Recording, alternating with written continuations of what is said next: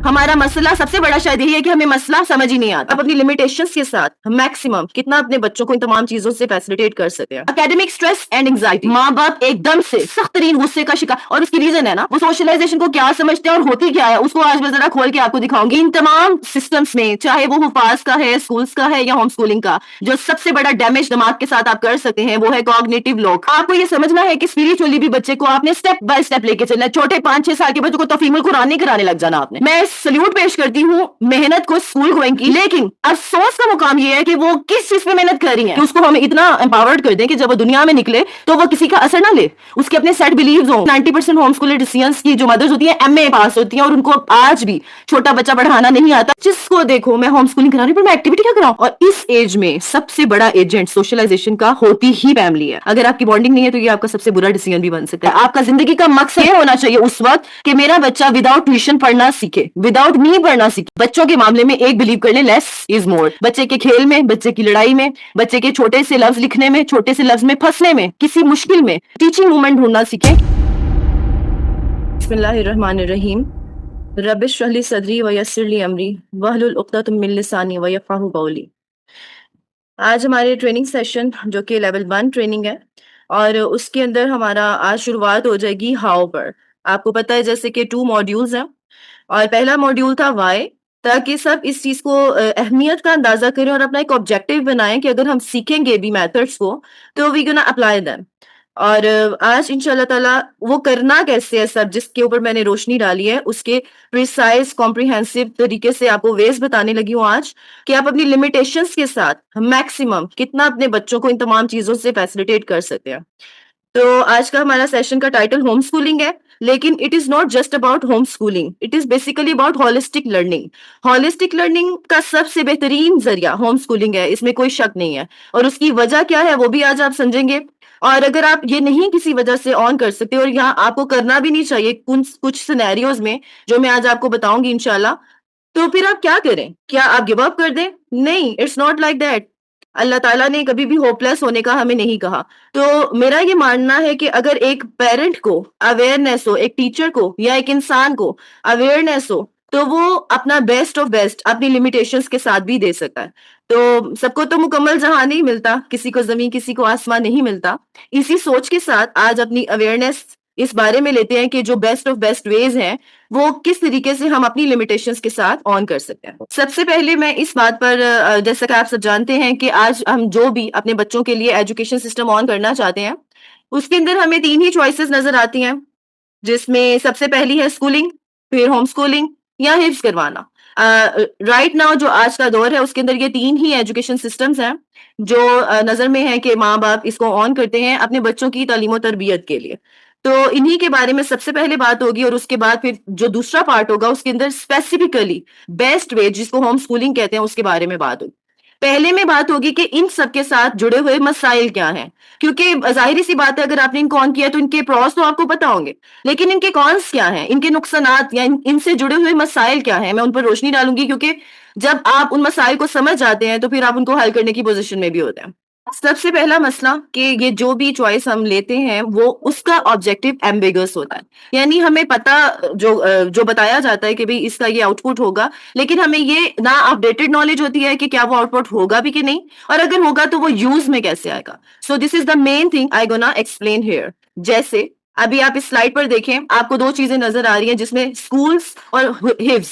इन 2 के बारे में मेरा ये क्लेम है कि ज्यादातर लोगों को जो इसको चूज करते हैं वो इस बारे में इंफॉर्मेशन नहीं रखते हैं। जैसे अगर स्कूल गोइंग को अगर मैंने जितनी डिस्कशन उनके साथ की है तो उनका मेजर कंसर्न यही होता है कि मेरे बच्चे फिर और क्या करें, वो जिंदगी में क्या करेंगे, वो आगे कैसे बढ़ेंगे, वो किस तरीके से अपनी करियर या जॉब या बिजनेस को रन कर पाएंगे।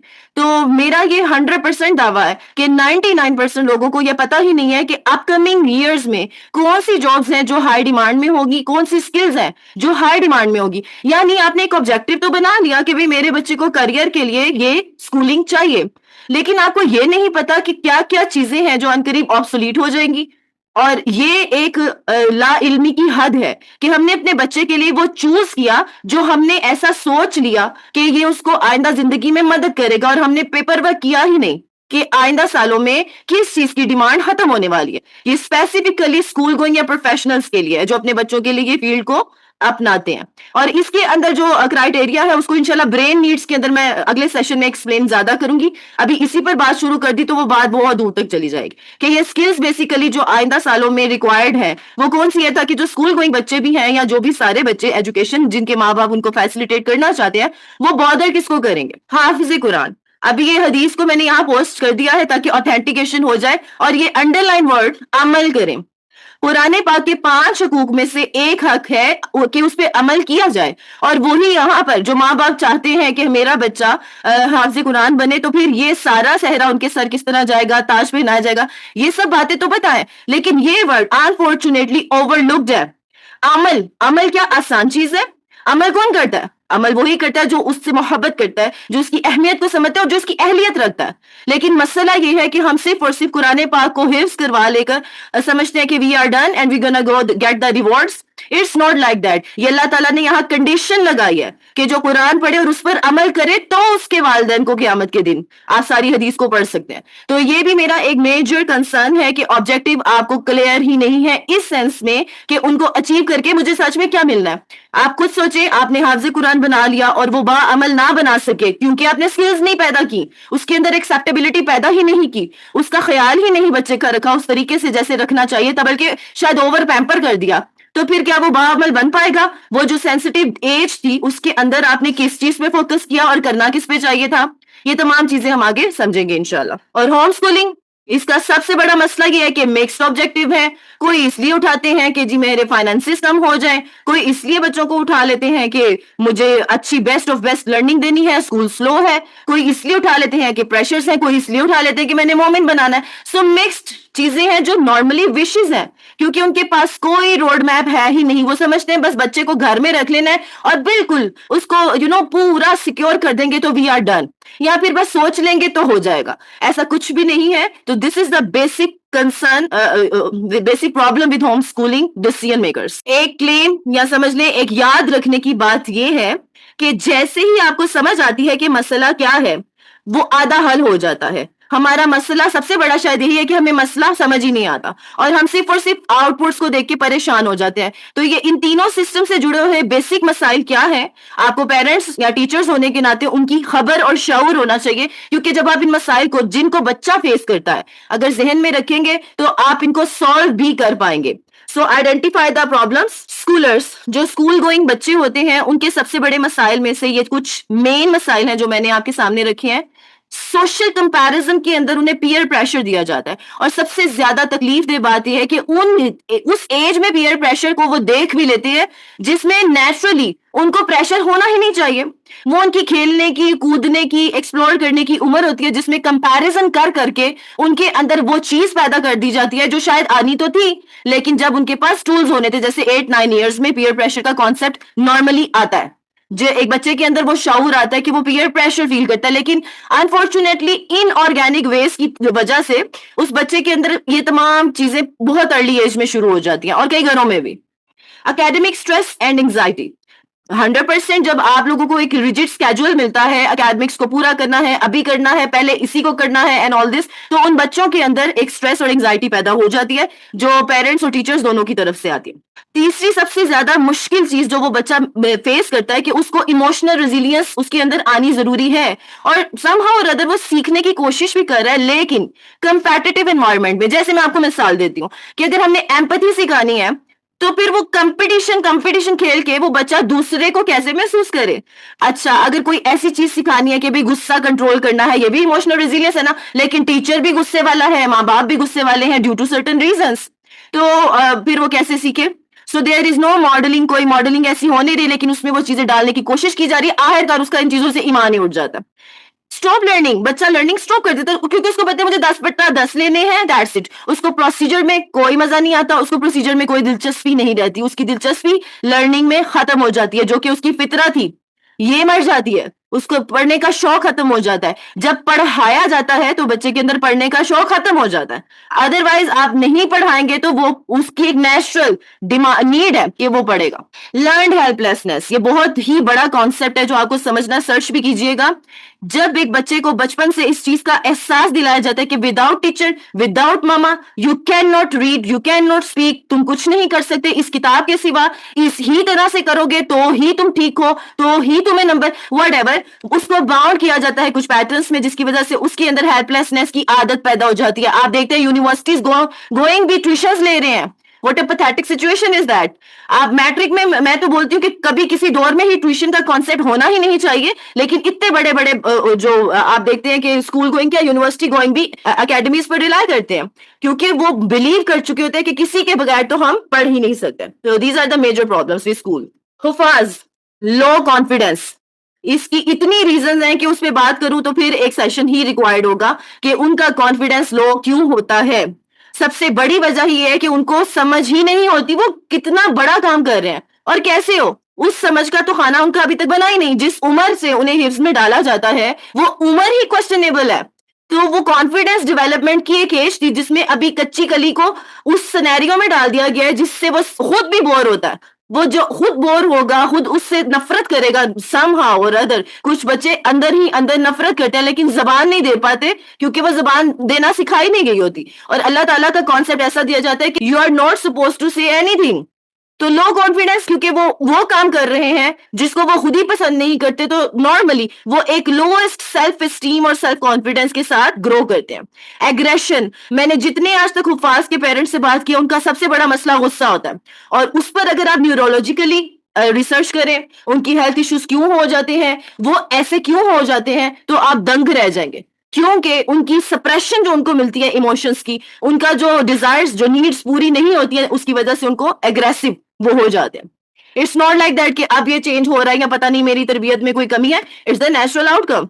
ब्रेन ग्रोथ स्टॉप हो जाती है हुफाज की, उसकी सबसे बड़ी वजह कि सिर्फ और सिर्फ उनकी हिफ्ज यानी कि मेमोरी, जिसको हिपो दिमाग के खाने को अगर आप नाम दें, जिसमें मेमोराइजेशन होती है, सिर्फ और सिर्फ वो एक्टिव होती है और बहुत अर्ली एज में एक्टिव हो जाती है। तो बेशक वो शानदार तरीके से काम तो करती है लेकिन what about the all whole remaining brain, वो डीएक्टिव हो जाता है। उसमें इतने कनेक्शंस नहीं बनते, उसमें इतनी एक्टिविटी परफॉर्म नहीं होती, जिसकी वजह से वो ग्रो करना भी बंद कर देते हैं। उनके कनेक्शंस भी आहिस्ता आहिस्ता खत्म होने लग जाते हैं। Pressure to maintain spiritual perfection, भाई तुम हाफिज हो, तुम तो कुरान पढ़ रहे हो, तुम ऐसे कर रहे हो, ऐसे नहीं करो। यानी कि आप कुछ सोचें, अगर आप हो के आप तो गंदा खाना बना ही नहीं सकती हैं, आप तो परफेक्ट कुक के, आपके भी चम्मच हिलाते हुए हाथ हिलने लग जाएंगे कि पता नहीं आज गड़बड़ ना हो जाए। तो कहाँ वो बच्चा जो इतनी स्ट्रिक्ट स्क्रूटनी का शिकार होता है और उसको साथ साथ जी सब कुछ मेंटेन करना है, दुनिया भी, आखिरत भी, इमोशंस भी, सारा कुछ, तो उस पर एक बहुत बड़ी हमारे बोलने और हमारी एक्सपेक्टेशंस की वजह से बहुत बड़े बर्डन्स पड़ जाते हैं। आपको मैं एक बड़ी जबरदस्त बात बताती हूँ। एक हमने किताब पढ़ी थी, आजाद बच्चे आजाद वालिदैन, उसमें ये नफ्सियात बच्चों की बताई गई थी कि अगर आप बार बार बच्चे को कहेंगे ना ये तो सच्चा है, तो वो इसका बोझ ले लेगा और वो इससे बचने के लिए झूठ बोलेगा कि प्लीज मुझे सच्चा कोई ना, कि क्योंकि क्या मैं कभी झूठ बोल ही नहीं सकता। ये प्रेशर बिल्ड होता है बच्चे के अंदर। तो खैर ये चीजें भी आपको मैं इंशाल्लाह जब होलिस्टिक करिकुलम में बुक्स प्रोवाइड करूंगी, थोड़ी सी हैं, ज्यादा नहीं है, आप पढ़ेंगे तो आपके शऊर के खाने खुलेंगे कि हमें अपने अल्फाज का चुनाव कैसे करना है। अल्फाज जादू रखते हैं, हमारे बच्चों की हीलिंग होगी उनके थ्रू इंशाल्लाह। होम स्कूलर्स के मसाइल में सबसे बड़ा मसला रूटीन ही कोई नहीं और उसकी रीजन पेरेंट्स, डिसिप्लिन ही कोई नहीं, रीजन पेरेंट्स, क्योंकि उन्होंने अब मॉडल ही माँ बाप का देखना है। अब वो परेशान तो है, बच्चों की नहीं बन रही, लेकिन उनकी परेशानी इसके बजाय ये होनी चाहिए थी कि मेरी नहीं है। अगर माँ बाप की रूटीन हो, उनको पता हो कि सारे दिन में कौन सी नीड्स हैं जो एक इंसान की पूरी होनी चाहिए, तो वो बच्चे का भी उसी सेंस में ख्याल रखते हैं। लेकिन अगर कॉन्शियसली पता ही नहीं है तो फिर वही होगा जो ये आम होम स्कूलर्स के साथ हो रहा है। पेरेंटल बर्नआउट, माँ बाप एकदम से सख्त तरीन गुस्से का शिकार, और उसकी रीजन है ना, जितने मैंने होम स्कूलर के पेरेंट्स देखे हैं वो यही कहते हैं कि मुझसे एंगर मैनेज नहीं होती। वो कैसे होगी? आप अनप्रिडिक्टेबल हो चुके होते हैं क्योंकि आप लर्न बहुत कुछ कर रहे होते हैं, अप्लाई करने की पोजीशन नहीं होती, रोड मैप बने नहीं होते, ऑब्जेक्टिव क्लियर होता नहीं है, देख दिखा के आपने डिसीजन तो ले लिया। अब वो बच्चा मैंगो बन के स्कूल जा रहा है किसी का, तो आप वहां टेंशन में आगे, आपका बच्चा जरा ज्यादा खेल लेगा तो वहां आप टेंशन में आगे, बच्चे ने कोई गाली दे दी तो आपने कहा मैं गलत, यानी वट एवर द रीजन, आप ब्लेम अपने ऊपर, गिल्ट इतना ज्यादा सवार कर लेते हैं कि फिर उसका शिकार बच्चा होता है। Self motivation in non traditional setting, आपको खुद को खुद ही मोटिवेट करना है। लेकिन आपके पास कोई ट्रेडिशनल सेटअप नहीं है, यानी कि आसपास माहौल नहीं है, इसका सपोर्ट नहीं है, उसमें आमतौर पे माँ बाप तो जो करते हैं सो करते हैं, वो बच्चे से एक्सपेक्ट करने लग जाते हैं कि तुम खुद क्यों नहीं सोचते हो मोटिवेट, स्पेशली 7 साल से जो बड़े हो जाते हैं, आपका दिल नहीं करता, ये वो फला फला जो भी टैग्स हैं। लिमिटेड सोशलाइजेशन पर अभी हम बात करने वाले हैं बहुत ज्यादा आगे, वो इसीलिए इसको थोड़ा ही बताऊंगी कि प्रॉपर प्लानिंग नहीं होती सोशलाइजेशन की, सोशलाइजेशन का कॉन्सेप्ट ही क्लियर नहीं होता, वो सोशलाइजेशन को क्या समझते हैं और होती क्या है, उसको आज मैं जरा खोल के आपको दिखाऊंगी ताकि आपको समझ आए कि socialisation is not about surrounded the kid with many kids और many people, it's not like that, ये कुछ और है, वो आपको समझना है। और आइसोलेशन इसलिए, तुम होम स्कूलर हो, वो स्कूल गोइंग है, यानी कि उसको दुनिया से काट के या तो बहुत ही एंटाइटल्ड कर देते हैं, या फिर लोग उसको कह के कि भाई आज जाते नहीं आते नहीं, वट एवर, इसका अगर बच्चे की इमोशनल ट्रेनिंग ना हुई हो तो वो इसका असर लेता है। इन तमाम सिस्टम्स में, चाहे वो हुफाज का है, स्कूल्स का है या होम स्कूलिंग का, जो सबसे बड़ा डैमेज दिमाग के साथ आप कर सकते हैं वो है कॉग्निटिव लॉक। आपसे मेरी रिक्वेस्ट है, प्लीज इसको रिसर्च जरूर कीजिएगा कि कॉग्निटिव लॉक क्या होता है। अगर थोड़ा सा मैं इसको एक्सप्लेन करूं तो ये दिमाग के ऐसे पैटर्न्स बन जाते हैं जिनकी कैद से बच्चा निकल ही नहीं सकता, और ये अर्ली एज में बनते हैं, ये कोई बाद में नहीं जाके बनते, ये अर्ली एज में पहले 10-12 सालों में ये पैटर्न बन जाता है, और उसके बाद बच्चा नए पर्सपेक्टिव, नई इंफॉर्मेशन, चेंज या फिर कोई भी नई बात एक्सेप्ट ही नहीं करता, और यह नया तरीका जिसको कहते हैं ना अब चलो चलो सब भूल जाओ, उसके लिए ये चीजें आसान नहीं होती हैं। लेकिन ऐसा भी नहीं है कि all is gone and all this, आप एटलीस्ट समझें कि ये लॉक होता क्या है ताकि आप इसको ओपन कर सकें। बच्चा आपका किसी भी उम्र में है, आप इस कॉग्निटिव ब्लॉक को ओपन करने की कोशिश करें, और अगर आपका बच्चा छोटा है तो बिस्मिल्लाह करें और ये होलिस्टिक लर्निंग के मेन पैटर्न जो मैं अभी समझाने लगी उसको समझ जाएं और अप्लाई कर दे, तो इंशाल्लाह ये लॉक लगेगा ही नहीं। सोल्यूशन यही है, आप अवेयर हो जाएं, जैसे कि मैंने अभी आपको प्रॉब्लम्स बताई है ना, आप अपने जहन में रखें कि आपका बच्चा इन चीजों से गुजर रहा है। जब आप इन चीजों को जहन में रखेंगी तो आप उसको गाइड, उसकी हेल्प, उसको एक्नॉलेज, एम्पैथाइज, उससे हमदर्दी कर पाएंगी, उसको इन चीजों से जूझना लड़ना सिखाएंगी।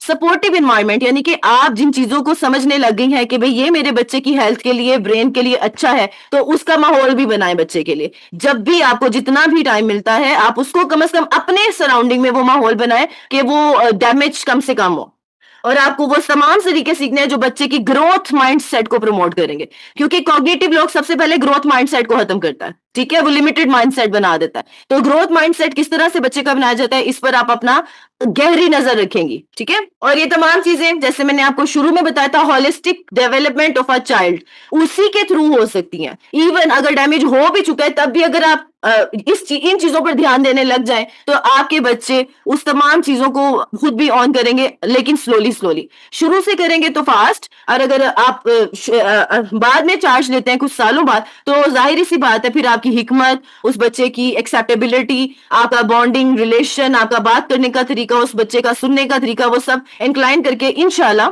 उस बच्चे के अंदर ये तमाम चीजें अनडू होंगी जो जो उसके मिसहैप्स हैं। तो सबसे पहली चीज जो होलिस्टिक लर्निंग में हमें ध्यान में रखनी है वो है फिजिकल डेवलपमेंट, बच्चे की जिस्मानी नश्वनुमा, ठीक है, वो बच्चा फिजिकली ग्रो करे। अगर मैं बहुत शुरू से 1 ईयर 0 से बात करूं तो उस बच्चे की फिजिकल एक्टिविटीज का आपको उसकी एज के हिसाब से ध्यान रखना है। वो आजकल आप सुनते हैं ना gross motor, fine motor and जिस्मानी मुशक्कल, स्विमिंग, ये वो, आपको उसकी उम्र के हिसाब से उसको इन तमाम चीजों से फैसिलिटेट करना है और उसको थकाना है। अब आप खुद सोचें, अगर एक ट्रेडिशनल सिस्टम हो उसके अंदर ज्यादातर बच्चे को बैठने के आदाब बताए जाते हैं, और ये हाईली रिस्केबल चीज है स्पेशली बॉयज के लिए, ठीक है। इस पर भी आप अब चाहे तो रिसर्च करें, वरना थोड़ा बिलीव कर लें कि सच में बहुत देर तक बच्चे के लिए बैठना उसको डैमेज मोड में ले आता है। उसके लिए थकना, घूमना, खेलना, कूदना उसके दिमाग के पॉइंट्स बढ़ाता है। इमोशनल डेवलपमेंट, आपको समझ होनी चाहिए कि उम्र के हिसाब से मैंने इसको कौन कौन सी चीजों में इमोशनल इंटेलिजेंस देनी है, और ये नहीं है कि वो छोटी सी एज में आप सेक्स एजुकेशन देने लग जाएंगे, it's not kind of this thing.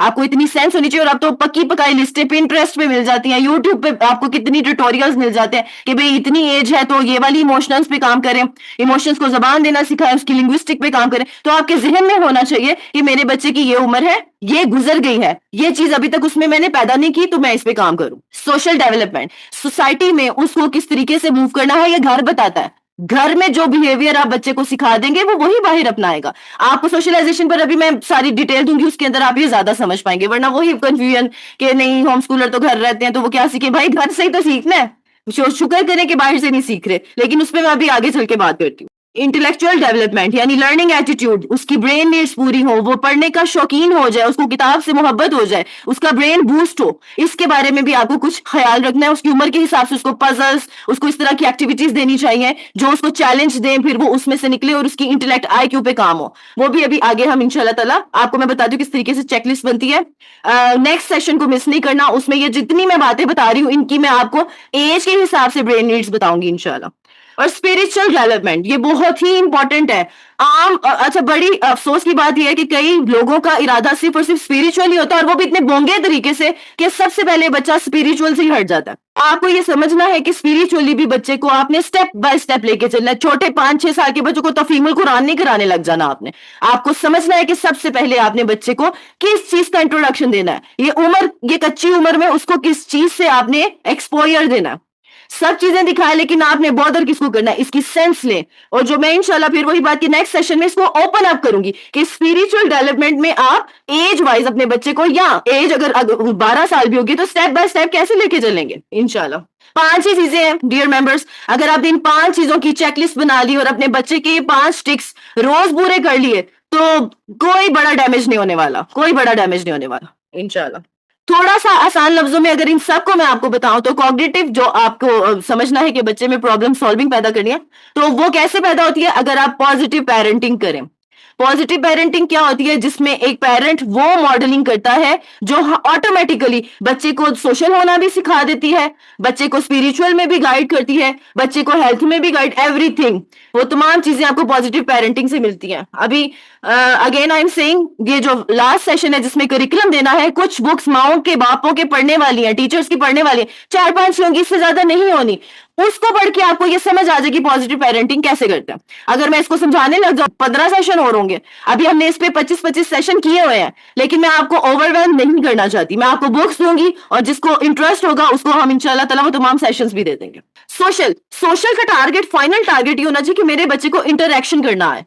बात करनी कैसे है, कितनी करनी है, किससे करनी है, कब करनी है, ये आपका फाइनल आउटकम निकल के सामने है। तो वो किससे सीखेगा, मॉडल इट। मॉडल कैसे करेंगे, सीरा पढ़ें, समझे, अपने ऊपर अप्लाई करें, उससे उस तरीके से बात करें ताकि जब आप उसको देखें कि वो दूसरों से बात करे तो वो वही ऑन करेगा।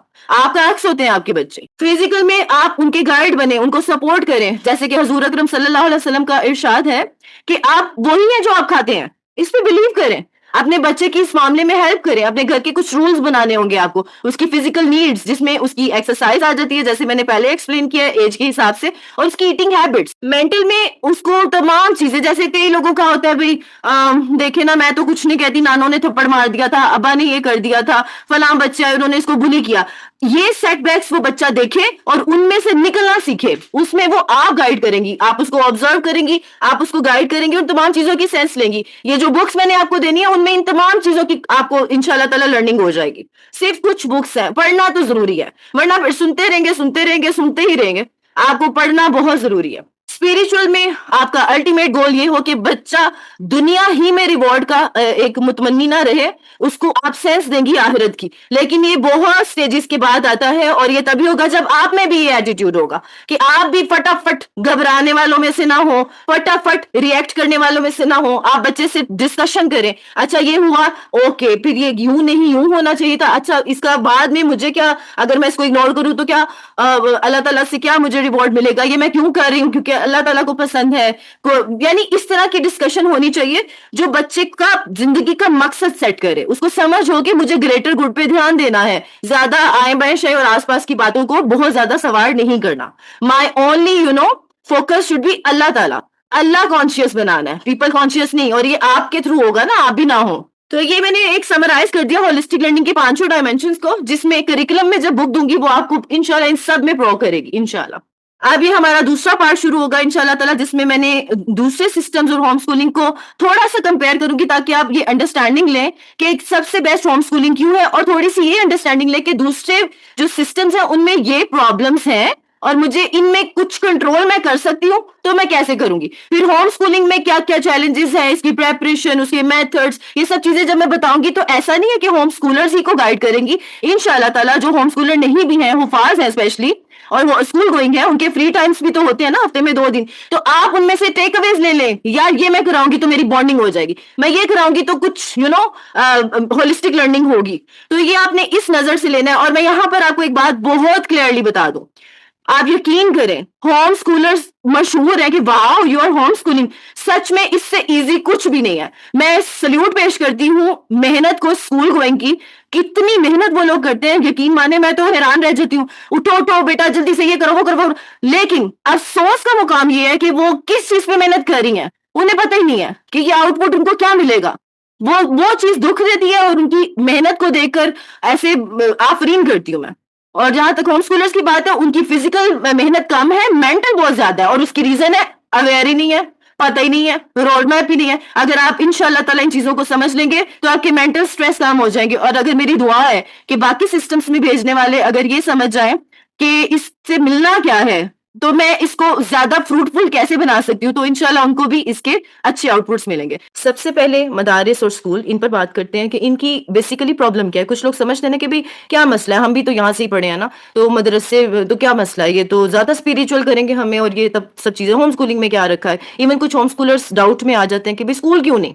तो फिर यहाँ पर आपको थोड़ा सा, वैसे तो अगर मैं स्कूल या मदारिस के कुछ मदारिस के, नॉट एवरी, और तमाम स्कूलों के कल्चर भी बात कर लूं तो इल्ला माशाल्लाह, ईद मुबारक पे डांस हो रहा होता है। तो मैं इससे ज्यादा क्या बोलूं, waste of time, waste of money, events के नाम पे दंगल और पता नहीं क्या क्या। आप तो आकर वो बहुत कुछ है जो शुरू हो चुका है, वो मेरा टॉपिक ही नहीं है। ये मैं आपको इन चीजों से बदजन ही कर दूं, क्योंकि होम स्कूलिंग भी तो हर एक के लिए नहीं है ना। हॉलिस्टिक लर्निंग की समझ आ गई तो आप उसको अप्लाई कर पाएंगे, लेकिन ये चीज समझना आपके लिए, स्पेशली होम स्कूलर्स के लिए, या स्कूल में जो जा रहे हैं या मदारिस में उन बच्चों के लिए और उनके पेरेंट्स के लिए जरूरी है कि वो समझें कि इस पर सबसे बड़ा सवाल या निशान क्या है। तो सबसे पहले भी आउटडेटेड करिकुलम, वो जो चीजें पढ़ा रहे हैं वो ऑब्सोलीट हो चुकी हैं। आज टॉप रैंक यूनिवर्सिटीज में उन चीजों का नाम भी कोई नहीं जानता जो माशाल्लाह से हमारे स्कूलों में या हमारे वो जो सिस्टम्स हैं उनमें पढ़ाई जा रही हैं।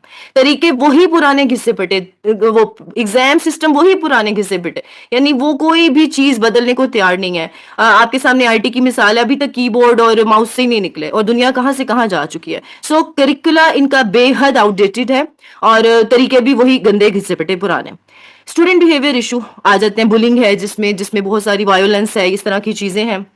वो मदारिस में भी होती हैं, स्कूल्स में भी होती हैं। सेफ्टी कंसर्न्स हैं, कुछ टीचर्स बहुत ही घटिया होते हैं, बेशक ये रेयर केस है, घटिया इन द सेंस कि वो जो अब्यूज करते हैं। ये याद देख ले, टीचिंग मेथड उनके घिसे पिटे, कोई जरूरत महसूस नहीं करते कि अगर इस बच्चे का लर्निंग स्टाइल कॉपी वाला नहीं है तो मैं इसको विजुअल्स के थ्रू करवा दूं। विजुअल नहीं, वो किसी को क्या पड़ी है 50-60 बच्चों के हुजूम में 101 किसी को देखे। तो वैसे उसके अलावा भी कॉन्सेप्ट डिलीवर करने के मेथड्स ही नहीं है उनके पास। एक वही तरीका, किताब खोलें, पढ़े और फिर चले जी इसको आगे। बहुत किसी ने छलांग लगा ली है तो थोड़ा थोड़ा वीडियोस दिखाने लग गए, या माओ को कह देते हैं आप दिखा दें, यानी मेथड्स को चेंज करने को कोई तैयार ही नहीं है। टीचर्स की कोई ट्रेनिंग नहीं है। इसके नाम पर तो मैंने बहुत ही कम स्कूलों में सुना है कि टीचर्स को ट्रेन किया जाता हो, और ट्रेन भी करेंगे तो वो उन चीजों पे कि भाई तुमने प्लानर कैसे बनाना है और फटाफट कैसे करवाना है। तो टीचर्स की ट्रेनिंग जो इमोशनली बच्चों को देखें या बच्चों से बात करें उस तरीके से कि मॉडल करें, एवरीथिंग, ये सब मिसिंग है। टेक्नोलॉजिकल इंटीग्रेशन है ही नहीं, यानी कि आज जमाना कहाँ खड़ा है। आप इसी की कसिंग काटनी, स्क्रीन टाइम है समथिंग है, यहाँ पर पता नहीं क्यों कंफ्यूज किया जाता है आईटी और स्क्रीन टाइम को या ऑनलाइन कोर्सेज को। It's not like that. Screen time कुछ और ही बला है, उसमें ओवर स्टिमुलेशन ऑफ ब्रेन होती है, कलर्स बहुत स्पीड से आते हैं और सीन्स बड़ी तेजी से चलते हैं, इंफॉर्मेशन एक्सेसिव हो जाती है। लेकिन अगर आप कोर्सेज की बात करें या टेक्नोलॉजी को लर्न करने की बात करें तो वो स्क्रीन टाइम में नहीं आता। तो लेकिन है, ये एक अलग स्टोरी है। टेक्नोलॉजिकली कुछ भी हमारे जो निजाम है उनके अंदर हमें चीजें नहीं मिलती, और अगर खुदा ना खास्ता किसी को देख ले मिलती भी है तो वो इस हद तक मिलती है कि बिटकॉइन तक सिखा रहे हैं। तो it's also question on these systems. Rigid schedules, यही करना है, इतने ही दिनों में करना है, इतना ही करना है और ऐसे ही करना है। ये आप लोगों से बेहतर, स्पेशली जो भेजते हैं, जो इन चीजों को भुगतते हैं, उनसे बेहतर कोई नहीं जानता।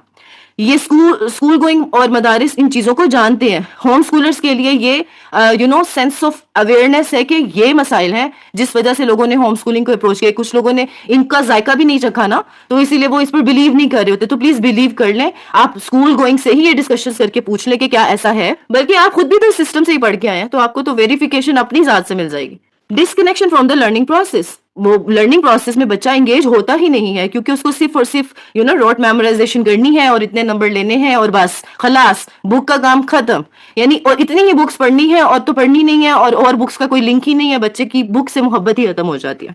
Over emphasis on standardise testing उफ खुदा, मेरे जितने स्कूल स्पेशली गोइंग की मदर से बात हुई है, उनके हफ्ते में 4-4 टेस्ट हो रहे होते हैं। और पैथेटिक चीज ये है कि कुछ को तो चले कंप्लेन है ना, शुक्र है उनको समझ आ रही है कि टेस्टिंग क्यों हो रही है, कुछ खुश है कि शुक्र है बच्चा असेस तो हो रहा है ना। अब तो आप अपनी लैक ऑफ शोर की किस सतह पे हम खड़े हैं कि हम टेस्टिंग को इतना ज्यादा, जो लोग लाइक कर रहे हैं प्लीज उस वो जरा अवेयरनेस लें कि ये क्या चल रहा है। तो ये over emphasis on testing is really a bad thing, जो आपको आप टेस्ट की तैयारी ही करवाने में, जैसे मेरे मेंटोर कहते हैं कि माँ की अजमत का मजमून पढ़ाते पढ़ाते माँ अपनी अजमत लूज कर देती है। तो इस हद तक आपको इंगेज रखा जाता है कि घर जाके भी बच्चा घर का ना रहे। तो ये बेसिक लिमिटेशंस है। इवन मदारिस में भी ये पढ़ना है, बच्चा टीवी के पास भी ना फटके, बच्चा कहीं इससे ज्यादा कहीं ना जाए, वो रोज इतना जरूर पढ़े एंड ऑल दिस। अभी इस पर तो मैं सच में एक पूरा सेशन कर सकती हूँ, लेकिन मैं वही बात कि मैं यहाँ आपको इन तमाम चीजों से डिटैच करवाने नहीं आई, सिर्फ इनकी लिमिटेशंस बताने आई हूँ। इसीलिए बेस्ट होलिस्टिक लर्निंग के लिए होम स्कूलिंग है। क्यों है? फैमिली इसको ऑन करती है अपनी प्रायोरिटीज के हिसाब से। अगर उसने सच में अगर गोल सेट कर ले, नहीं किया फिर तो केओस है ना, ये बात हम पहले कर चुके हैं। तो वो अपनी यूनिक सर्कमस्टांसेस, अपने हिसाब से, अपनी वैल्यूज, अपनी प्रायोरिटीज के हिसाब से और स्कूलों की डिससेटिस्फैक्शन की वजह से वो इसको ऑन करती है, जिसमें वो अपनी मर्जी की लर्निंग करवा सकती है। फ्लेक्सिबल, आज नहीं कल कर लो भाई, इतना नहीं इतना कर लो, ऐसे नहीं वैसे कर लो, वैसे नहीं तो यूं कर लो, ये नहीं तो वो वाला कर लो। वन ऑन वन अटेंशन, बच्चे को वन ऑन वन अटेंशन मिलती है, जो कि उसका हक है, स्पेशली पॉवर्टी से पहले की एज में। फैमिली वैल्यूज और बिलीव्स को बच्चा समझ सकता है उस पूरे सिनेरियो के बीच में जो उसके लिए डिजाइन किया जाता है। जी, यहाँ तक तो कंपैरिजन था ना कि क्या वजह है कि होलिस्टिक लर्निंग को सबसे ज्यादा होम स्कूलर्स ऑन कर सकते हैं। होलिस्टिक लर्निंग को ऑन सभी कर सकते हैं, लेकिन अपनी लिमिटेशंस के साथ। इसी तरह से कुछ लिमिटेशंस होम स्कूलिंग या डिसीजन में भी आपको नजर आएंगी, जिसमें सबसे पहला चैलेंज है सेल्फ कॉन्फिडेंस ऑफ पेरेंट्स। अब ये सेल्फ कॉन्फिडेंस क्या भला है? इसके देखिए दो रीजंस। मैं अभी जब माओ की मैंने क्वेरीज ली ना, तो उन्होंने कहा मैं तो पढ़ी लिखी नहीं हूँ। तो मैं बड़ी इस बात पर हैरान होती हूँ, इसका पढ़ने लिखने से ताल्लुक ही कोई नहीं है। अकेडमिक्स 20% होम स्कूलिंग में होती है, 80% तो स्किल्स है, 80% तो उसको जीने का अंदाज सिखाना है, 80% तो हमने काम करना है बच्चे के टूल्स पे, कि उसको हम इतना एम्पावर्ड कर दें कि जब वो दुनिया में निकले तो वो किसी का असर ना ले, उसके अपने सेट बिलीव्स हो, उसके पास स्किल्स हो, इमोशनल रेजिलियंस हो, उसके अंदर लर्निंग एटीट्यूड हो, ग्रोथ माइंडसेट हो, इन सब पे काम होना है। लेकिन मसला ये है, वही बात जैसे मैंने पहले कहा था, अली बात आ सिखाएं या ABC सिखाएं, तो ये चीजें फिर वो अपनी एजुकेशन से जोड़ देती हैं। भी मैं तो पढ़ी लिखी नहीं हूँ। आप बिलीव करें 90% होम स्कूलर डिसीजंस की जो मदर्स होती हैं MA पास होती हैं, और उनको आज भी छोटा बच्चा पढ़ाना नहीं आता। ये हमें हमारे एजुकेशन सिस्टम ने दिया कि उनको नहीं पता कि हमारे बच्चों की नीड्स क्या हैं। ये हमारे एजुकेशन सिस्टम ने हमें सिखाया कि हमें एक बच्चा पालना नहीं आ रहा, जबकि हमारे पास डिग्रीज हैं। तो इसका एजुकेशन से सीरियसली कोई ताल्लुक नहीं है। अगर आपको ऑब्जेक्टिव सही है, जो कि सच में होना चाहिए होम स्कूलिंग में, तो फिर आप जिस भी एजुकेशन सिस्टम से ताल्लुक रखते हैं, जितनी भी एजुकेशन है भी नहीं तो कोई मसला नहीं, आपको ये पता हो कि मैंने बच्चे की कौन सी जरूरतें पूरी करनी है और उसमें आप लर्निंग लें, तो इंशाल्लाह ताला क्यों नहीं कर सकते। माएँ तो बच्चा पैदा होती है, अल्लाह ताला उनको टूल अप कर देते हैं इन तमाम चीजों से। असेसमेंट टूल्स, अक्सर लोग इस चीज को चैलेंजिंग समझते हैं कि भाई मैं बच्चे को अगर पढ़ाऊंगी या चले मैं उसकी स्किल्स पे काम कर रही हूँ, तो मैं असेस कैसे करूं कि भाई वो किस तरीके से बच्चा आगे बढ़ भी रहा है कि नहीं। भाई स्कूल्स में तो एक पूरा सिस्टम है ना, तो मैं कैसे असेस करूं? तो मैं आपसे फिर वही बात एकेडमिक्स पे ही आके खत्म हो रही होती है, क्योंकि ज्यादा सवाल ही एकेडमिक्स के हैं तो उसकी भी एप्लीकेशंस, लेकिन उसके बारे में मैं अवेयरनेस बाद में बात करूंगी। लेकिन सबसे पहले मैं आपको ये बताऊंगी कि आपके पास वो आंख होनी चाहिए जो समझे कि बच्चे ने ये जो अभी काम किया है इसके अंदर उसकी क्या लर्निंग थी। और इसमें आपको इंशाल्लाह हेल्प करेंगी वो किताबें जो मैंने आपको 5th सेशन में देनी है। उनको आप पढ़ लेंगे तो आपकी ऑटोमेटिकली नजर में वुसअत आ जाएगी, आपको समझ आ जाएगी कि बच्चा ये जो अभी लड़ाई कर रहा था इसमें इसने ये सीखा है, मैं ये करूंगी तो ये इसकी लर्निंग स्टॉप होगी। आज में चेकलिस्ट में टिक लगाएंगे आप कि मेरे बच्चे ने अगर ये काम किया ना तो ये टीचिंग मोमेंट था, उस बच्चे ने ये सीखा, अगर उससे ये काम हुआ, उसने उसको कैरी किया, उसने ये सीखा। वो आंख होनी चाहिए जो असेस कर सके, और ये इल्म के बगैर नहीं हो सकती। कोई सना, कोई मेंटोर आकर आपको नहीं बताएगा कि जी आप ये फॉर्मूला है और आप अपने बच्चे को यूं असेस करें। अकेडमिक्स को असेस करना तो बहुत ही आसान है, यही एप्लीकेशन है, जैसे सबक.com है, खान अकेडमी है, इनके नाम भी मैं आपको प्रोवाइड कर दूंगी, आप इनको एक्सप्लोर कीजिएगा। उसके अंदर तो बहुत सारा आपको असेसमेंट, मैथ की असेसमेंट ऐसी होती है, क्विज गेम्स होती हैं, आपके पास बहुत सारी ऐसी चीजें होती हैं, वर्कशीट्स होती हैं, आप अपने बच्चे को असेस कर सकते हैं। तो सिर्फ आपको पता हो ना करवाना क्या है, फिर उसको असेस करना है। और इसी तरह से बाकी तमाम चीजें, जैसे इमोशंस में वो कहाँ खड़ा है, डिपेंडेंसी में वो कहाँ खड़ा है, इसकी सेंस आप होलिस्टिक लर्निंग की 5 चीजों को जहन में रखेंगी तो उनकी चेकलिस्ट होती हैं, जो मैं आपको इंशाल्लाह नेक्स्ट सेशन में दूंगी। आपको समझ आएगी कि भी मैंने ऐसे ऐसे इन चीजों को लेकर चलना है। फैमिली इंटरफेरेंस, फैमिली का बड़ा अमरदर्द देखा गया कि भाई अक्सर दादियां नहीं मानती या बाबा नहीं मानते या कोई और आपने अकेले ने उठ के ये हिम्मत कर ली कि मैं होम स्कूलिंग कराऊंगी। सबसे पहली चीज कि हमें तो यही नहीं पता कि कम्युनिकेट कैसे करना है। हम कुछ सीखते हैं तो हमें लगता है कि दूसरा तो बिल्कुल ही जाहिल है, हम दूसरे को एम्पथाइज नहीं करते हैं कि ठीक है, एक चीज आपने अभी जुमा जुमा सीखी है तो जरूरी तो नहीं है बाकी कन्विंस भी हो जाए, तो हम उनको एम्पथाइज करने के बजाय एक ग्रुपिंग कर लेते हैं कि भाई नहीं, मैं अलग हूँ, ये अलग है। वो आपकी फैमिली है, फैमिली इंटरफेरेंस को पॉजिटिव लेकर आप उनको इंगेज कर सकते हैं। आप इतनी पावरफुल तो है ना कि आप डिसीजन लेके बैठी हुई हैं, तो इसको एंजॉय करें और उनकी छोटी छोटी चीजों को ये सोचकर मार्जिन दें कि भाई वो इस चीज को अभी नहीं हजम कर सकते। और आप अपने आप को भी वैसे परखें तो सही तरह तो हजम आपने भी नहीं किया होता ना, तो ये एक चैलेंज है कि आपने इमोशनल रेजिलियंस पे आप खुद कैसे काम करेंगे कि इन तमाम चीजों को आपने ब्यूटीफाई कैसे करना। Less rewarding 100%। देखें अभी हर साल बच्चों को मेडल्स मिलते हैं स्कूलों से, या फिर वो हफाज को भी कि भाई इसने ये अचीव कर लिया, इसने ये, और घर से भी अप्रिसिएशन मिलती है कई माओं को। तो आपको वो नहीं मिलने वाली, लेकिन ये लॉन्ग टर्म में मिलेगी अगर आप इस चीज को, वही ग्रेटर गुड जो हमने बच्चों को सिखाना है, अगर हमें भी समझ आ गई तो ये चैलेंज जो लेस रिवॉर्ड वाला है कि फटाफट कुछ नहीं आपको रिवॉर्ड्स मिलने, तो आप इसको इंशाल्लाह ताला इससे निमट लेंगी। ये बेसिकली मेन चैलेंजेस हैं। मिथ मिथ कहते हैं एवं जो बात ज़हन में बस बैठ गई है और मशहूर हो गई है, ऐसा कुछ नहीं है, हकीकत से उसका कोई ताल्लुक नहीं है। तो होम स्कूलिंग में भी कुछ मिथ्स हैं जो परेशान कुन है। तो उसमें सबसे पहले इट्स ऑल अबाउट एक्टिविटीज। जिसको देखो मैं होम स्कूलिंग करा रही हूँ, पर मैं एक्टिविटी क्या कराऊं? यानी एक्टिविटीज का ऐसा शोर है और दुकानें खुल चुकी हैं, ऐसे चैनल्स बन गए कि ऐसे लगता है कि बस माँ ने घर में बच्चा बिठाया तो 24 घंटे उसने एक्टिविटीज ही करवानी है। ऐसा कुछ भी नहीं है, बल्कि इनिशियली 2-3 एक्टिविटीज होती हैं, आहिस्ता आहिस्ता वो फैलती हैं या कम होती हैं। It depends on kids learning style. आप उन एक्टिविटीज के थ्रू बच्चों का लर्निंग स्टाइल कैच करते हैं और उसके हिसाब से सारी डिजाइनिंग करते हैं। तो it's not about activities, activity is just a part of the day, it's not about whole day. Anti socialisation, इससे बड़ा झूठ ही कोई नहीं है कि भाई अगर आपने ये डिसीजन लिया तो भाई ये बच्चा एंटी सोशल हो जाएगा। इसके लिए ही मैंने सोशलाइजेशन को अभी पूरा एक्सपैंड करके आपको बताना है कि बेसिकली ये होती क्या है, ताकि आप समझ लें कि it's not about anti socialisation. Okay, इस पर अभी बात तो नहीं है इसलिए मैं इसको ज्यादा डिस्कस नहीं करी, लेकिन ये समझ लें कि ये झूठ है, ऐसा कुछ भी नहीं है। अवॉइड फाइनेंसिस, कई लोग इसलिए सोचते हैं जी मैं तो होम स्कूलिंग करा लूँ, चले हट से बच जाएंगे, स्कूलों की बहुत महंगाइयाँ हैं, ट्यूशनों की बहुत महंगाइयाँ हैं। ऐसा कुछ भी नहीं है, आपको यहाँ भी इन्वेस्ट करना है, बल्कि वाइजली वाइजली इन्वेस्ट करना है। शायद आपके कंट्रोल में हो कि इन्फोर्स नहीं किया जाएगा कि इस पर ही पैसे लगाएं, इतने ही लगाएं, लेकिन पैसे आपको लगाने होंगे। बच्चे की कुछ बुक्स होती हैं, उसके रीडर्स होते हैं, उसकी एक्टिविटी एजुकेशनल टॉयज होते हैं, ऑनलाइन कोर्सेज होते हैं, तो इन तमाम चीज़ों, विजिट्स होते हैं, आपको इन चीज़ों के लिए प्रिपेयर रहना चाहिए। यानी कि जितना आपका फोर्सफुली या बेहंगम तरीके से दूसरे सिस्टम्स में लगेगा, इसमें नहीं होगा, कंट्रोल्ड होगा, लेकिन होगा। उसके अलावा एक मिथ है कि भाई हम इसलिए करवा रहे हैं हमारे बच्चे पे कोई बर्डन ना हो ही ना, तो फिर उसमें ग्रिट कैसे पैदा होगी? ये चीज बहुत ही अजीब है कि ये सोचकर उसको कई लोग चलते स्कूल में से भी उठा लेते हैं कि भाई उसमें ना बर्डन बहुत है तो वो ना बर्डन हमने हल्का करना है। आपने बर्डन हल्का नहीं करना, आपने बर्डन उसको उस तरीके का देना है जो उसकी रिक्वायरमेंट है, जो उसकी ग्रिट पे काम करेगा, जो उसकी शौक को भी इंक्लाइन करेगा और उसकी प्रॉब्लम सॉल्विंग स्किल में उसको हेल्प करेगा। इट्स नॉट अबाउट कि उसे बिल्कुल ही फ्री और खुला छोड़ देना और वो खुद ही नेचर से ही सीख लेगा, ये बिल्कुल फजूल बात है, ऐसा कुछ भी नहीं है। You need to be very conscious about these kind of things, you need to make some plans. और उसके अलावा सबसे अजीब बात कि जब कोई डिसीजन लेता है तो वो ये समझता है कि अब सब कुछ मैंने ही करवाना है। ऐसा नहीं है। देखिए सबको सब कुछ तो नहीं आता, कई लोग को तो मैथ का जीरो भी नहीं पता होता, कुछ भी नहीं पता होता, तो फिर तब क्या करे? इंग्लिश का नहीं पता, इवन उनको कई चीजों में इस चीज का नहीं पता कि बच्चे को अगर ट्रेनिंग देनी है तो मैंने कैसे देनी है। उसके लिए तो खैर आप लर्न करेंगे, आपने ही करना है, लेकिन एकेडमिक्स की स्पेसिफिकली बात करें तो ये नहीं है कि आपने ही करवाना है। You can outsource it. आप कोई ट्यूटर हायर कर सकते हो, ऑनलाइन क्लास ले सकते हो, आप ये कर सकते हो कि किसी की हेल्प ले सकते हो। तो ये तमाम चीजें आपको माइंड में रखनी कि इट्स नॉट अबाउट कि आप ही ने आप सब कुछ करना है वरना तो होम स्कूलिंग का हक ही अदा नहीं होगा, माँ ही नहीं कर रही, नहीं ऐसा नहीं है। You can outsource academics. जी, अब इस पे बात करते हैं जिसका बहुत शोर है और फजूल में ही है।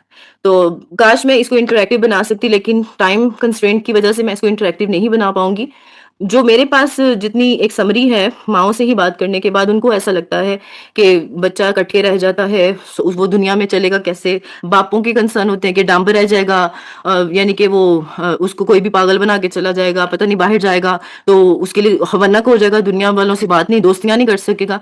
तो ऐसा कुछ भी नहीं है। कई स्कूल गोइंग, कई हुफ़ाज़ इस तरह के हैं जो बच्चों से क्या अपने माँ-बाप से भी बात करने की उनमें कॉन्फिडेंस नहीं होता। It's not about home schooling, it's about something else. शुरू में 3 सीज़ बताए थे ना, कॉन्फिडेंस का, माँओं की ज़िम्मेदारी, माँ-बाप की। ये उनके लव से पैदा होता है कि बच्चा सीखता है सोशलाइज़ करना, उनके बिहेवियर से, उनके मॉडल से। इसका कोई ताल्लुक नहीं है किसी भी सिस्टम से, इसका ज़ीरो ताल्लुक है सिस्टम से। बल्कि काउंटर साइड देखूँ तो शायद दूसरे एजुकेशनल सिस्टम इसको लिमिटाइज़ कर देते हैं। लेकिन उस पर मैं बात करने की बजाय इस पर बात करूँगी कि होम स्कूलिंग में सोशलाइज़ेशन, एंटी सोशल कोई बच्चा नहीं बनता। वो कैसे? थोड़ा-सा आप इस साइंस को समझें कि सोशलाइज़ेशन होती कैसे-कैसे है। तो यहाँ पर आपको 4 चीज़ें नज़र आ रही होंगी: family, school, peer group and media. आजकल ये 4 एजेंट्स हैं जो बच्चे को सोशल बनाने में पूरा-पूरा किरदार अदा कर रहे हैं। लेकिन मेरा सिर्फ़ और सिर्फ़ फ़ोकस इस वक़्त फैमिली वाले पे रहेगा। उसकी सबसे बड़ी रीज़न मैं बताने लगी हूँ। क्योंकि मैंने आपको शुरू से कहा है कि मैं जितनी ट्रेनिंग आपको देने लगी हूँ वो पुबर्टी एज तक है, यानी 13-15 साल तक का बच्चा। और इस एज में सबसे बड़ा एजेंट सोशलाइजेशन का होती ही फैमिली है। अगर मैं सेफर साइड कहूँ तो 7 साल तक। 7 साल से पहले ये स्कूल, पीयर और मीडिया का कोई इन्फ्लुएंस बच्चे पर होना ही नहीं चाहिए सोशलाइजेशन के नाम पर। क्योंकि सोशलाइजेशन क्या है? बच्चा बात कैसे करेगा, किससे करेगा, कैसे किस तरीके से करेगा, उसके मैनर्स क्या है, अखलाक क्या है, ये तमाम चीजें वो अपने माँ बाप को देकर सीखता है। लेकिन हमारा मसला ये है, हम शादी में जा रहे हैं नहीं लेके जा रहे, मरक पे जा रहे हैं नहीं लेके जा रहे। तो ये तो स्कूल गोइंग के साथ भी कर रहे हैं ना। तो बच्चा एंटी सोशल इस वजह से नहीं होता कि आपने एजुकेशन सिस्टम कौन सा बनाया, ये आपकी अपनी कोताहियां होती हैं कि आप उस बच्चे को आम सोशल सर्कल में इंगेज नहीं करते। तो अगर आप उसको इंगेज करें स्पेशली फर्स्ट 8 या 7 ईयर्स तक, तो वो सोशल होना सीखता है, दोस्तियां करना भी सीखता है, लोगों से डील करना भी सीखता है, और ये सिर्फ और सिर्फ माँ बाप और घर वालों से ही सीखता है। उसके बाद स्कूल एज को अगर आप रफ साइड देखें, सेफर साइड, तो उसकी सीखने की सही एज क्या होनी चाहिए? 8 से ऑनवर्ड। कि वो अभी यहाँ एक ये मसला भी है, कई माँ बाप को मैंने देखा है 9 साल की उम्र में स्कूल से उठा रहे हैं और बच्चे से पूछे बगैर उठा रहे हैं, जबकि इस वक्त आप सेफली वहां भेज सकते थे बच्चे को तैयार करके। लेकिन आपने उसको तैयार भी नहीं किया हुआ, और एकदम से आप जहां भेजना था या फिर उसको थोड़ा एक्सपोजर बढ़ाना था तो आपने और कम कर दिया, तो आपके चैलेंज बढ़ जाते हैं। तो मैं ये नहीं कह रही है ना करें, लेकिन मैं आपको बता रही हूँ it's gonna be more challenging for those people जो सोशलाइजेशन के कॉन्सेप्ट को तरतीब से नहीं ले रहे। फिलहाल इसका भी एक पूरा रोल होता है उसके अंदर। लेकिन आप खुद सोचें, आप भी इन्हीं एजुकेशन सिस्टम से निकले, तो यू बेटर नो कि वहां पर इंटरएक्शन के नाम पर क्या होता है। पीयर ग्रुप्स हैं, फिर ये बच्चा आहिस्ता से यूनिवर्सिटीज की तरफ मूव करता है, फिर उसकी पीयर्स के साथ एंगेजमेंट, और ये सारी बातें अब फिलहाल इररेलेवेंट हो जाएंगी। बेसिक थिंग यही थी कि सोशल एजेंट्स में से सबसे इंपॉर्टेंट अर्ली चाइल्डहुड में फैमिली ही होती है। तो इसकी बिल्कुल इल्जाम है कि जी आपने अगर ये ऑन कर लिया है तो बच्चा एंटी सोशल हो गया, इसका एंटी सोशल होने से कोई ताल्लुक नहीं है। लिमिटेड सोशलाइजेशन क्या होती है वो थोड़ा सा मैं आपको बताती हूँ। मेन कंफ्यूजन स्पेशली जिनका एक ही बच्चा है या बच्चों में बहुत एज डिफरेंस है उनको होती है। उनको लगता है कि सोशलाइजेशन जो है ना वो पीयर होने की वजह से नहीं हो रही। तो पीयर्स के पीयर की जो जरूरत है ना उसका एक अलग ही टॉपिक है। बच्चों के लिए पीयर्स कितने इंपॉर्टेंट है और उनको पीयर्स की जरूरत क्यों है। तो 3 साल तक तो ऐसा कोई सीन नहीं है, बच्चे को कोई पीयर वगैरह की जरूरत नहीं होती, सिर्फ माँ चाहिए। 3 से ऑनवर्ड बहुत शदीद ज़रूरत होती है बच्चों को खेलों के लिए, बच्चों को बच्चों से मिलने के लिए। वो ये नहीं है कि जी आप बच्चों से ही भर दें बच्चे को, लेकिन हफ्ते में कम से कम 2 बार या कम से कम 3 बार बच्चे बच्चों के साथ मिलें कुछ 2-3 घंटे के लिए, ताकि वो पीयर्स के साथ अपनी एक नीड पूरी करें और वहां से सीखें जो उस उम्र में ही सीख सकता है बच्चा। It's not about socialisation, it's about a kid need. ये बच्चे की ज़रूरत है। और यहाँ पर अगर मैं आपको बताऊं कि बेस्ट पीयर्स अर्ली चाइल्डहुड में कौन होते हैं, तो वो होते हैं सिबलिंग्स, बच्चे के बहन भाई।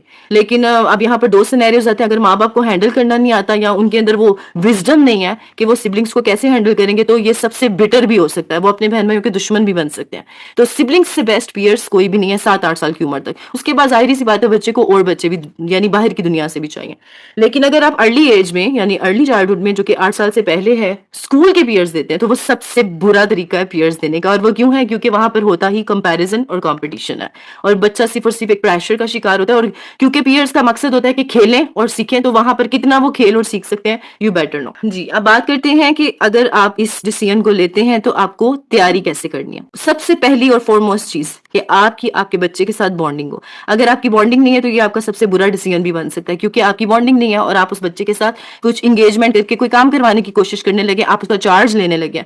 वैसे तो सिर्फ और सिर्फ होम स्कूलिंग की बात नहीं है, दुनिया के किसी भी कॉन्सेप्ट को बच्चे को बताना है या उसको समझाना है या उसके मेंटर बनना है या उसके पेरेंटल रोल्स प्ले करने हैं आपने, तो बॉन्डिंग नहीं है तो कुछ भी नहीं है।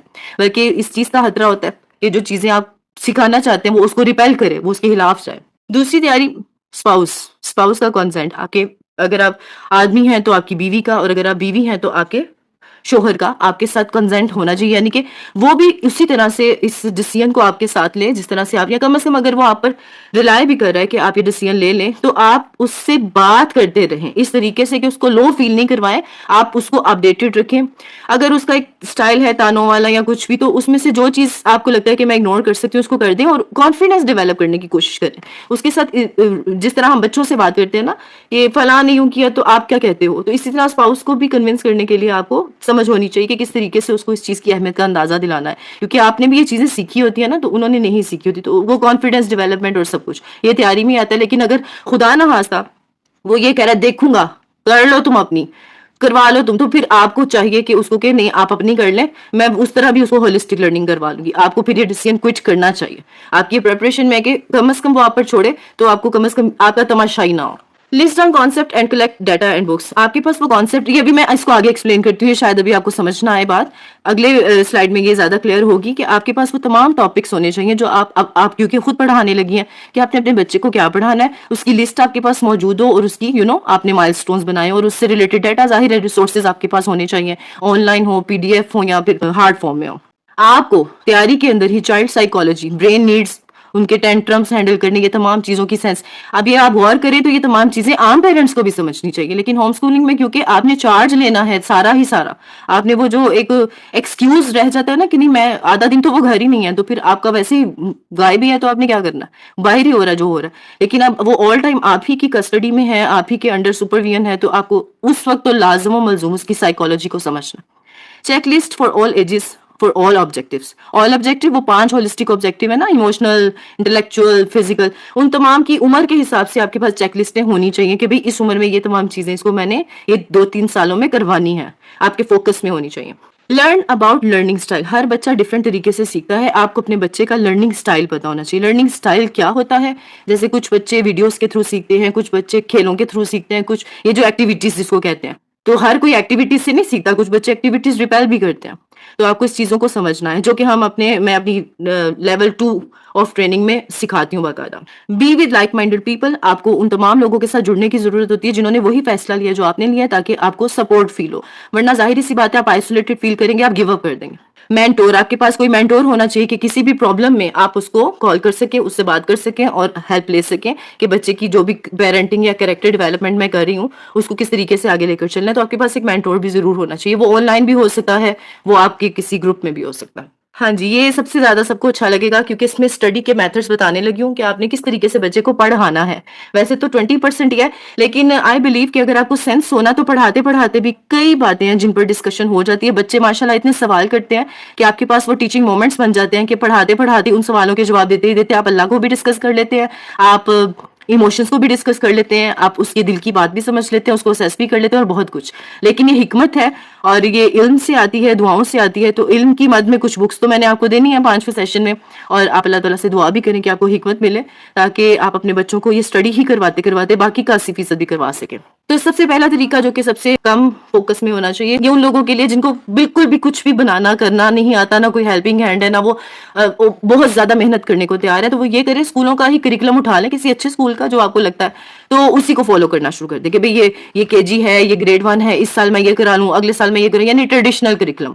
ये सबसे बोदा तरीका है, लेकिन हाँ क्योंकि आप खुद करा रहे हैं तो बच्चे का 101 होगा आपके साथ, और बच्चा क्योंकि आपसे सीख रहा है, फ्लेक्सिबल तरीके से सीख रहा है, टेस्ट कोई नहीं हो रहा, टैगिंग कोई नहीं हो रही, कंपैरिजन कोई नहीं हो रहा, बर्डन कोई नहीं, प्रेशर कोई नहीं, तो वो चलें, चाहे वो ट्रेडिशनल करिकुलम सीखेगा लेकिन डेवलपमेंट हो रही होगी इंशाल्लाह। लेकिन ये सबसे लीस्ट गुड है।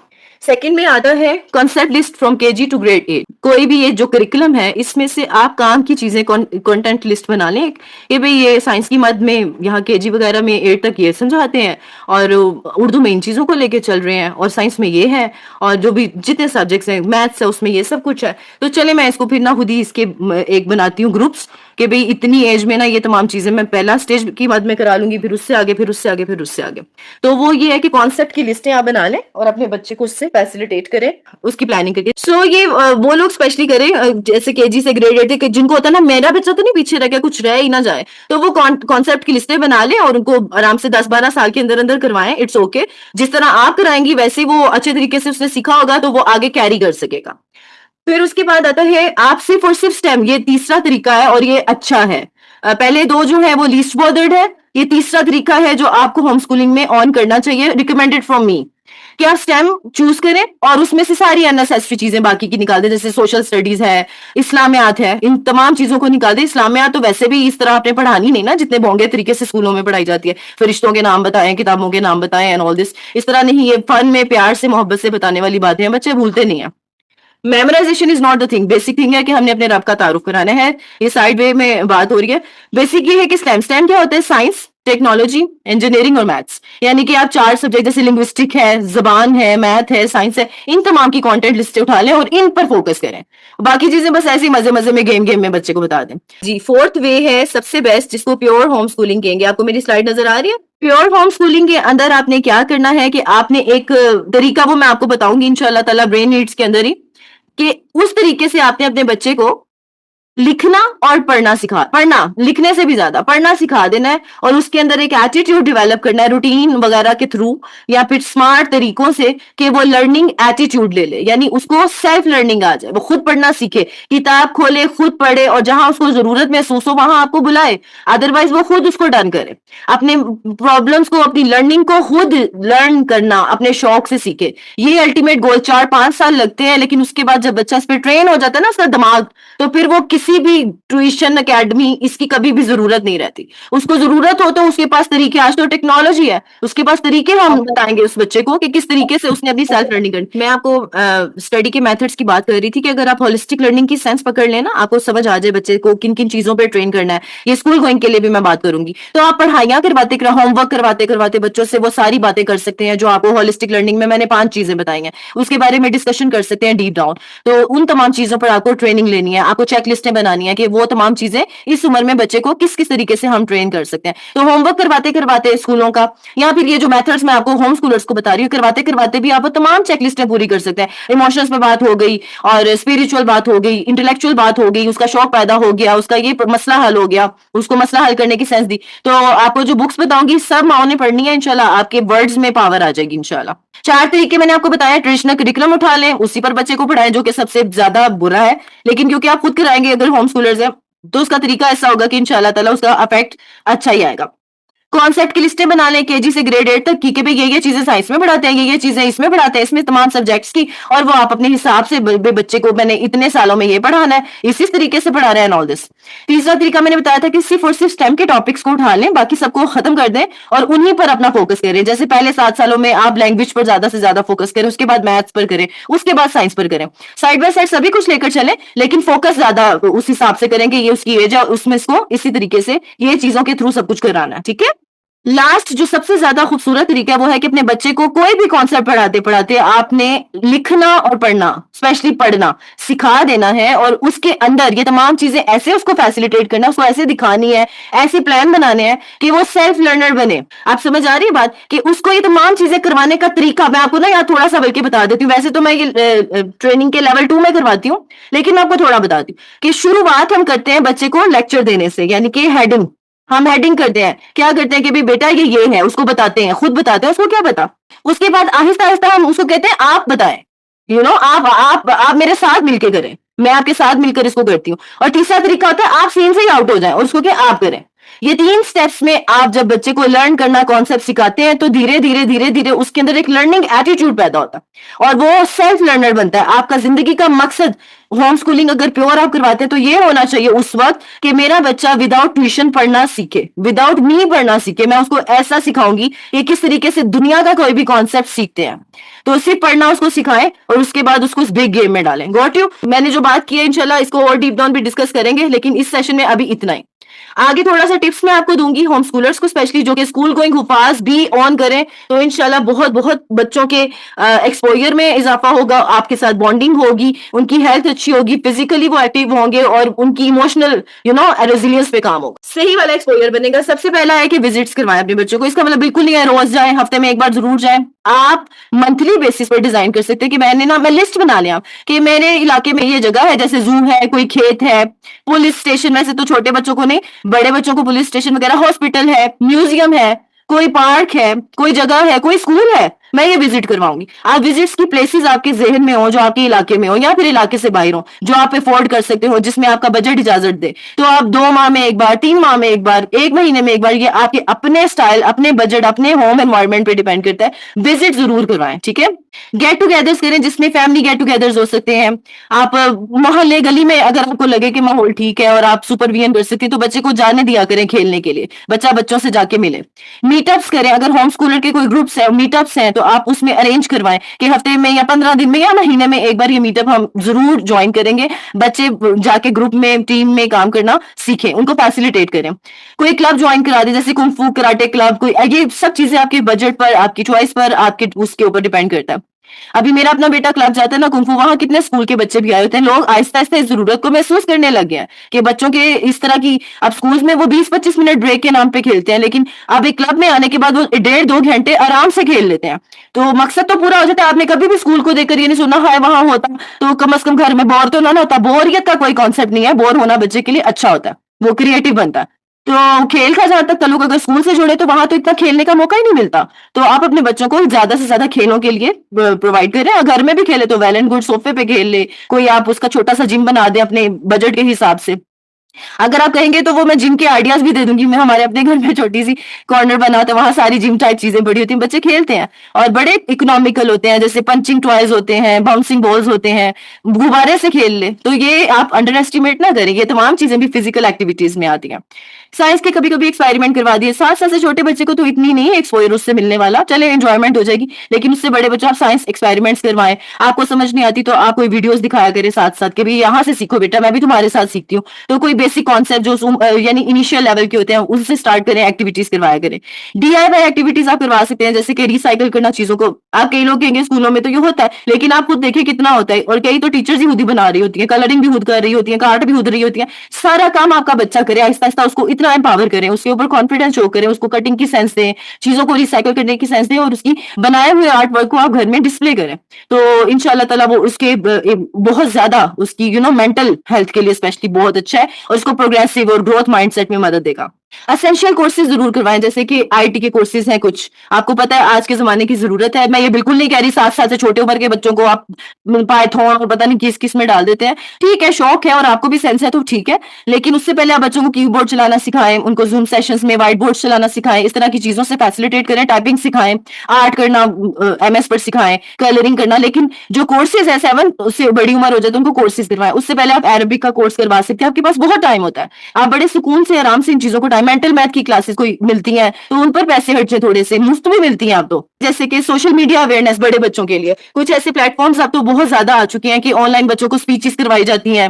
प्लीज वो नहीं मैं कह रही इंग्लिश कम्युनिकेशन ये मत किया करे, बच्चा जिस जबान में कंफर्टेबल हो, ऐसा प्लेटफॉर्म हो वो कहे, जो सी जुबान मर्जी बोलो, टॉपिक पे बात करो, ऐसे ऐसे कोई प्लेटफॉर्म्स ढूंढे, ठीक है। तो ये तमाम चीजें भी, क्योंकि आपके पास टाइम होता है, आप बच्चों के लिए स्केड्यूल कर सकते हैं। स्कूल गोइंग वगैरह भी है तो वो भी बच्चों को इस तरह की एक्टिविटीज जितनी मैंने यहाँ लिस्ट डाउन की है उसको फैसिलिटेट कर सकते हैं।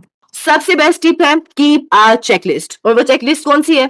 शुरू में मैंने आपसे बात की है हॉलिस्टिक लर्निंग। आप रोजाना चेकलिस्ट पे टिक लगाएं, आज मेरे बच्चे की फिजिकल नीड पूरी हुई, स्कूल से हो गई कोई मसला नहीं, हुई, खेला था।